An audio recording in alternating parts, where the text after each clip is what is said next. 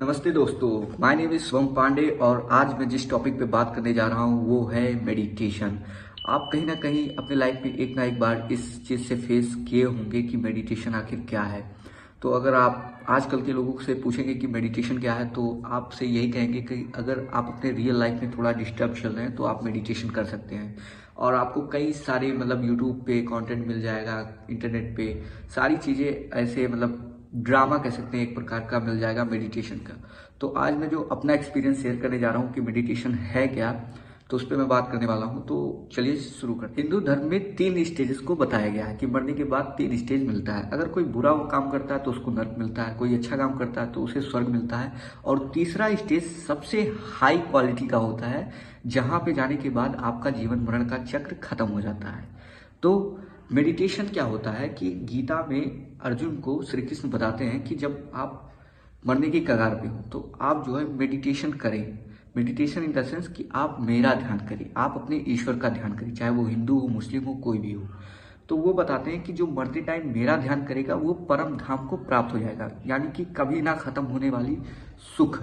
ये जितनी भी चीज़ें हम अपने लाइफ में देखते हैं ये सब इल्यूजन है, एक समय पे खत्म हो जाएगा। पर मरने के बाद जो चीज़ वो मिलती है ईश्वर को याद करने के बाद, वो लाइफ टाइम कभी खत्म ही नहीं होगी। ना तुम्हें उससे पेट भरना रहेगा, ना उसके भूखा, उसको कोई डेफिनेशन ही नहीं है। वो पूर्णतः पूरी तरीके से प्योर है। उस चीज़ की आपको प्राप्ति होती है जब आप मरने के टाइम पे ईश्वर को याद करते हैं। तो इसका क्या होता है कि जैसे आपको एग्जाम देना हो 6 महीने में, तो अगर आप प्रिपरेशन रोज करेंगे, थोड़ा थोड़ा रोज करेंगे, तो आप बेस्ट ऑफ बेस्ट देंगे उस पेपर में। ऐसे ही मेडिटेशन होता है। आप पूरे लाइफ टाइम जब मेडिटेशन करते रहेंगे करते रहेंगे करते रहेंगे, तो जब आप मरने वाले रहेंगे तो जो माया आपको घेरे रहेगी कि मेरा ये मेरा वो, दुनिया भर का जो फलाना ढिमकाना चीज़ दिमाग में आएगा कि भाई मैं मरने जा रहा हूँ, अब सब कुछ छूटने जा रहा है, तो वहीं पे आपका मेडिटेशन हेल्प करेगा क्योंकि आपने प्रैक्टिस की हुई है। शायद आपने प्रैक्टिस 25 साल से की है, 30 साल का एक्सपीरियंस है, 35 साल का, 60 साल का एक्सपीरियंस है। तो ये होता है मेडिटेशन। मेडिटेशन आप करते हैं, आप अपने ईश्वर को याद करते हैं, और फिर आपका जब निधन होता है तो आपका जो आत्मा रहता है वो परम धाम यानी कि ऐसी जगह जाता है, ऐसी चीज के पास जाता है जहाँ पे सुख ही सुख है, दुख का कोई नाम नहीं है, ऐसा हिंदू मेटालॉजी कहता है।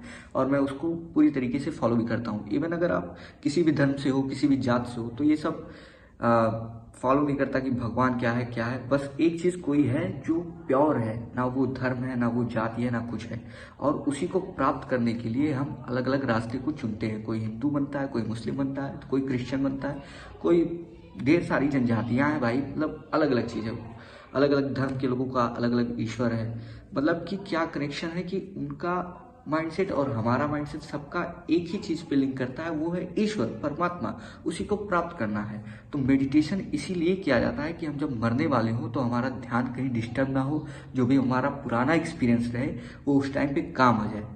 इनफैक्ट आप अपने गली मोहल्ले में किसी को मरते हुए जरूर देखोगे, पूरे लाइफ में कभी ना कभी एक आदमी को तो मरते किसी न किसी ने देखा होगा।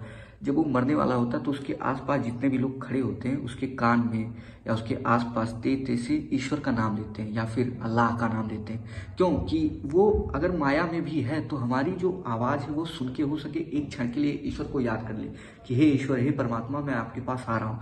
तो उस परम धाम को वो चला जाए जिसकी वो अवहेलना कई जन्मों से कर रहा था। तो इसलिए इसी का कारण होता है कि जो भी आसपास लोग खड़े होते हैं उसके, वो ईश्वर का नाम काफ़ी तेजी से लेते हैं, उसके कान में बोलते हैं। तो यही कारण होता है मेडिटेशन का। अगर आप ये सोच रहे हैं कि मेडिटेशन करके मैं अपने पर्सनल लाइफ में सारी चीज़ें सॉल्व कर लूँगा, तो आप सॉल्व तो कर लेंगे, लेकिन एक समय ऐसा आएगा कि वो सारी चीज़ें छूट जाएंगी और उसके बाद आप कहेंगे तो एक बेकार सी तुच्छ चीज़ है जो बस टाइम ही गंवाता रहता है। तो मेडिटेशन में आजकल के लोगों में क्या डिस्टरबेंस पैदा हो जाता है उस पर पहले बात करते हैं।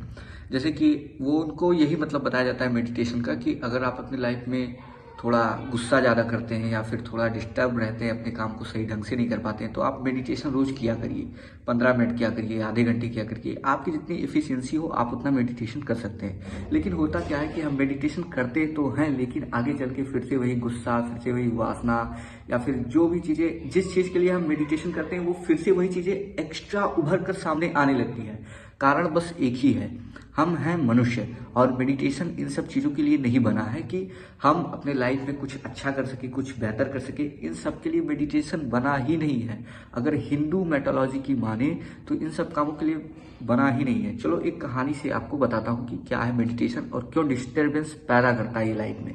देखो, आप बीमार होते हो, दवाई खरीद के लाते हो, दवाई खाते हो, खाने के बाद आप ठीक भी हो जाते हो। इवन अगर आपको बुखार हुआ था तो हो सकता है अगली बार फिर से बुखार हो, फिर से आप दवाई ला के खाते हैं, लेकिन आप उस चीज़ पे कभी रिग्रेट नहीं करते हैं कि मैं बार बार दवा खा रहा हूँ और मैं बार बार बीमार पड़ रहा हूँ। आप जैसे बीमार पड़ते हैं आप मेडिसिन लेते हैं और सही हो जाते हैं। लेकिन हमारे रियल लाइफ में क्या है कि हमारे अंदर पेशेंस नहीं बची है, चीज़ों को हम समझ नहीं पा रहे हैं। तो हम क्या करते हैं कि 1 महीना मेडिटेशन किए, 10 दिन किए, 1 हफ्ता किए, उसके बाद भी हम गुस्सा कर रहे हैं, हम इधर उधर की बातें सोच रहे हैं। तो हमें ये लगता है कि ये तो बस फेक है, ये तो बेकार है।